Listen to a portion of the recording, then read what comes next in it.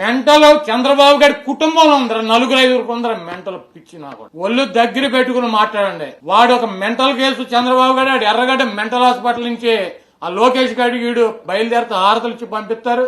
ఇక్కడికి వచ్చి 4 రోజులు పిచ్చి నా కొడుకులాగా పిచ్చి వాగుడు వాగి వెళ్తారు. మా సంగతి చూస్తారంట వాళ్ళ అమ్మనన్నామంట. మీ తల్లిని అల్లరి చేసినటువంటి 420 నా కొడుకు నీ బాబు చంద్రబాబు గారు, మేం కాదు. అసెంబ్లీ రికార్డులు చూద్దాం రా నీకు దమ్ముంటే. వాడు 4 ఓట్ల కోసం ఒక ఆడదాన్ని అడ్డం పెట్టుకోవటానికి ఆవిడ తీసుకొచ్చి అక్కడ అన్న మాటలు అన్నారని చెప్పి తీసుకొచ్చి బయట రోడ్డు మీద ఊరు వాడు అల్లరి చేశాడు నిన్ను నీ తల్లిని. వాడురా 420 గారు చంద్రబాబు, మేం కాదు. చూస్తాం అధికారంలోకి వచ్చి ఎవరిని వదలం. ఏంట్రా నువ్వు చేసేది నా బొచ్చు. నువ్వు చంపేస్తానంటే భయపడిపోతావు. ఇక్కడ నా కొడుకు ఈలాగా భీమునెత్తులు లేని వాళ్ళం అనుకుంటున్నావు వైఎస్ఆర్ కాంగ్రెస్ పార్టీ అంటే. నువ్వు చంపితే చచ్చిపోతాకి, నువ్వు బెదిరిస్తే బెదిరిపోతాకి, నీ ఇంటికాడ ఉన్నటువంటి కుక్కలం అనుకుంటున్నావా? పిచ్చ పిచ్చ వాగుడు వాగుమాక. నా ఇంటికి నీ ఇల్లు ఎంత దూరం, నీ ఇంటికి నా ఇల్లు అంత దూరం. ఆ రోజు వస్తే నువ్వో నేను తేల్చుకున్నావు, వదిలేస్తావు అనుకుంటున్నావా? లేకపోతే నన్నో వంశీనో చంద్రం ద్వారం పుండి ఒక 4-5 ఒకరిని వదిలేసాం, ఒకరిని టచ్ చేసి చూడరు. నువ్వు మగాడు అయితే ఎవడు ఉంటాడు ఈ రాష్ట్రంలో, ఎవడేమవుతాడో తేలుస్తా. వాగుడు పిచ్చి బెదిరింపులు మా దగ్గర బెదిరించమాక. అన్నిటికీ సిద్ధపడే జగన్మోహన్ రెడ్డి గారు వెనకాల ఉన్నా. దేనికైనా సిద్ధం. నాకు ప్రాణం అనేది ఏకముక్కుతో సమానం. నాకేం 1000 కోట్ల ఆస్తులు. నాయకుడి కోసం పనిచేస్తాం, ఈ రాష్ట్రంలో ఉన్న ప్రజల కోసం పనిచేస్తాం. నీకు మళ్ళీ 1,00,000 కోట్లు దొబ్బి తింటాకి పందికొక్కులాగా ఒంటిగా సొంటుకొమ్మలాగా నీ బాబుకు నువ్వు ఒకడో నీకు ఒకడో. మీరేంటారు మమ్మల్ని బెదిరించేది? టచ్ చేసి చూడండి నా కొడకలారు. ఎవడు టచ్ చేస్తాడు? నీ అధికారం వచ్చేలేదు, టచ్ చేయలేదు. నువ్వు వస్తే చెయ్యి టచ్ చేసి చూడు. నన్ను చేస్తావు, వంశీని చేస్తావు, ద్వారంపూడిని చేస్తావు, అంబటి రాంబాబుని చేస్తావు, జగన్మోహన్ రెడ్డి గారిని చేస్తావు, ఎవరిని చేస్తావు చెయ్యరా. ఒక్కడిని టచ్ చేసి చూడండి. పద్దాక వచ్చి వదిలిపెట్టండి. ఏం చేస్తావురా? ఒక్కడిని టచ్ చేయి. నీకు దమ్ముంటే నువ్వు మగాడి టచ్ చేసి చూడరు ఒకడిని.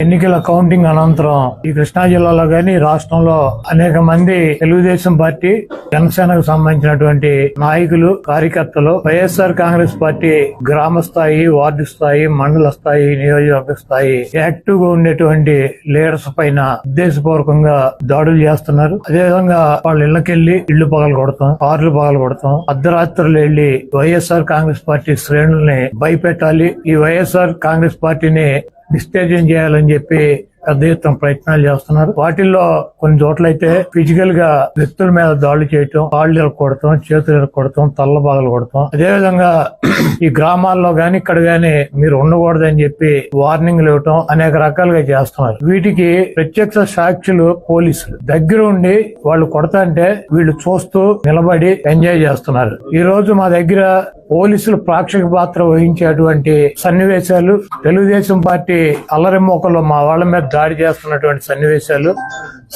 సీసీ ఫుటేజీలతో సహా, ఫోటోలతో సహా మా దగ్గర ఉన్నాయి. మేము ఎస్పీ గారికి గాని లేదా లోకల్ గా ఉన్నటువంటి పోలీస్ స్టేషన్ లో గాని కంప్లైంట్ ఇచ్చినా, ఒకవేళ మాకు ముందు సమాచారం ఉండి ఆ గొడవ జరిగేటువంటి పరిస్థితి ఉందని చెప్పినా కూడా వాళ్ళు వచ్చి ప్రేక్షక పాత్ర వహించడం, అదేవిధంగా ఎటువంటి కేసులు కూడా కట్టినటువంటి పరిస్థితి లేదు. కాబట్టి మేము జిల్లా పార్టీ తరఫున మా దగ్గర ఉన్నటువంటి వీడియోగ్రాఫులతో, ఫోటోగ్రాఫులతో హైకోర్టుకు వెళ్లి ప్రైవేట్ కేసులు వేయాలని చెప్పి నిర్ణయించుకున్నాం. తప్పకుండా దాడులు చేసినటువంటి వాళ్లే కాదు, దాడులు చేస్తుంటే చూస్తున్నటువంటి పోలీసు వ్యవస్థ మీద కూడా కేసులు వేయటానికి సిద్ధంగా ఉన్నాం. అదేవిధంగా వైఎస్ఆర్ కాంగ్రెస్ పార్టీ నాయకులకు గాని, అదేవిధంగా కార్యకర్తలకు గాని ఎటువంటి భయం, ఆందోళన చెందాల్సినటువంటి అవసరం లేదు. రేపు 2 రోజుల్లో జిల్లాలో ఉన్నటువంటి ముఖ్య నాయకులందరం కలిసి ప్రతి నియోజకవర్గానికి వెళ్లి దాడులు చేసినటువంటి వాళ్ళు ఇళ్లకెళ్లి ధైర్యం చెప్పేటువంటి కార్యక్రమం చేస్తాం.